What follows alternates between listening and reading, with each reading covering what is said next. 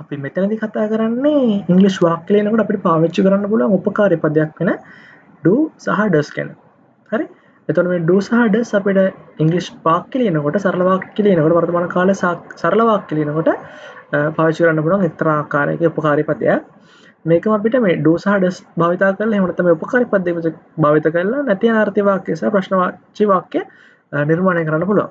එතකොට මේක ස්ට්‍රක්චර් එක ගත්තොත් එහෙම do පාවිච්චි කරනවා I you we they කියන සබ්ජෙක්ට්ස් එක්ක. ඒ වගේම does පාවිච්චි කරනවා he she it කියන එකත් එක්ක.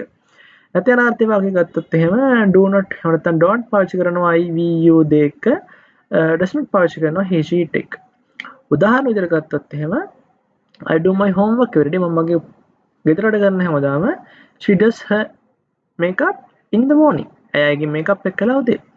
ඊට අපි ප්‍රශ්නවාචී වාක්‍ය හදනකොට මෙන්න මේ do සහ does පාවිච්චි කරලා ප්‍රශ්නවාචී වාක්‍ය හදනකොට අර am is පාවිච්චියෙන් අදාළර්ථ වාක්‍ය අපි නිර්මාණය කළේ කලින් වීඩියෝස් වල. අන්න ඒ වගේම am is ඉස්සරහට දාලා අපි am is දාලා ඊට සබ්ජෙක්ට් දාලා ඊට පස්සේ වාක්‍ය. අන්න ඒ වගේ තමයි do සහ does පාවිච්චියෙන් ප්‍රශ්නවාචී වාක්‍ය නිර්මාණය කරන්නේදී do හෝ does කියන එක දෙක ඉස්සරහට දාලා ඊට පස්සේ සබ්ජෙක්ට් දාන්න කියන්නේ. Do you like ice cream? ice cream වලට කැමතිද?